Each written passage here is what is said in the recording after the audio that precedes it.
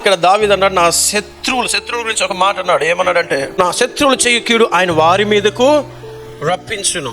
Okay, అలాగే ఇంకేమన్నాడు, నీ సత్యమును బట్టి వారిని నశింపజేయము. ఈ మాట చదివిన వాళ్ళు ఎవరు కూడా పగతో ఉండిపోకూడదు. ఇప్పుడు మీ శత్రువులు ఎవరన్నా మీకు కీడు తలపెట్టబోతుంటే వాళ్ళు నాశనం కావాలి ప్రభువా అనే ఆలోచన ఆ ప్రార్థన మనం చేయొద్దు.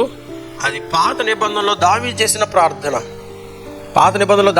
ప్రార్థన. ఉదాహరణకు ఇద్దరు తోటి కోడళ్ళు ఉన్నారనుకోండి, ఒక ఇంట్లో ఒకళ్ళంటే ఒకళ్ళకి పడదు.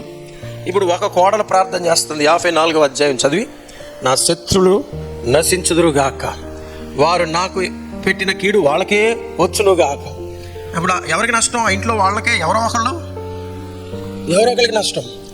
సో అట్లాగా ఎప్పుడు కూడా మన శత్రువులను మనుషులుగా భావించకూడదు. మన శత్రువులు మనుషులుగా భావించి అది వాళ్ళ మీదకి మనం గురి పెట్టకూడదు. ఇప్పుడు వాళ్ళు నాశనమైన మనమే కదా బాధపడతాం, వాళ్ళకి ఇబ్బంది కలిగిన మనకే కదా నష్టం. అలాగే మన సంఘంలో కూడా కొంతమంది శత్రువులు అనుకోవద్దు. పక్కనోళ్ళు లేకపోతే వాళ్ళు వీళ్ళు మనకి శత్రువులు కాబట్టి వాళ్లకు వ్యతిరేకంగా మనం ప్రార్థన చేస్తే వాళ్ళు పడిపోయినా మనమే బాధపడతాం. ఎందుకంటే మనందరం కూడా దేవుని పిల్లలమై ఉన్నాం. సరే, కొంతకాలం వాళ్ళ మైండ్ సరిగ్గా పనిచేయట్లేదేమో, పనిచేయక వాళ్ళు నిన్ను ఇబ్బంది పెడుతున్నారేమో, కానీ వాళ్ళ నాశనం కావాలని నువ్వు కోరుకోకూడదు. ప్రభు అంటున్నాడు, నీ శత్రువుల సైతం నువ్వు ప్రేమించు, వారి కొరకు అది ప్రార్థన చేస్తున్నాను ప్రభు, వాళ్ళు నాశనం కావాలని ప్రార్థన చేస్తున్నా, అది తప్పు. నీ శత్రువులను ప్రేమించి వారి కొరకు ప్రార్థన చేయమంటే వాళ్ళు నాశనం కావాలని ప్రార్థన చేయడం కాదు. ప్రార్థన అంటే వాళ్ళను కాపాడమని ప్రార్థన చేయాలి. హల్లెలూయా.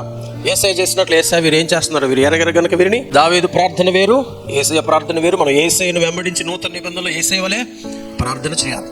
సో 2 పాయింట్స్ నేను చెప్పే కీర్తనలు. ఒకటి ఏంటంటే, మన నోటి మాట ద్వారా దేవుని వాక్యాన్ని మనం ప్రకటించినప్పుడు అది ఒక వెపన్గా ఫామ్ అయ్యి మనల్ని ప్రొటెక్ట్ చేస్తుంది, మనల్ని కాపాడుతుంది. రెండవ మాట ఏంటంటే, మన శత్రువులు దావీదు వలె ఇటువంటి ప్రార్థన మన శత్రువుల కొరకు మనం చేయకూడదు. మన శత్రువుల గతి చూసి నేను సంతోషిస్తాను ప్రభువా, వాళ్ళు నాశనం అయితే నేను సంతోషిస్తాను. దావీదు అలాగే రాశాడు. అప్పుడు దావీదు అలా రాశాడు. కానీ ఇప్పుడు మనం అట్లా చేయొద్దు. ఇప్పుడు మనం అట్లాంటి ప్రార్థన చేయొద్దు. సో ఈ కీర్తనల్లో మనం జాగ్రత్తగా మనకు వర్తించే విషయాలను ఎప్పుడు కూడా అర్థం చేసుకోవాలి. సంఘంలో కొంతమంది అలా తెలియక చేస్తున్నారు. వాళ్ళకి ఏమైనా ఇబ్బంది కలిగిందంటే, అది చూసావా వాళ్ళకి వచ్చింది ఇబ్బంది, నన్ను బాధ పెట్టారు, నేను వాళ్ళ కొరకు ప్రార్థన చేసి ఇప్పుడు వాళ్ళు ఇప్పుడు అనుభవిస్తున్నారు. అట్లా అనొద్దు మనం.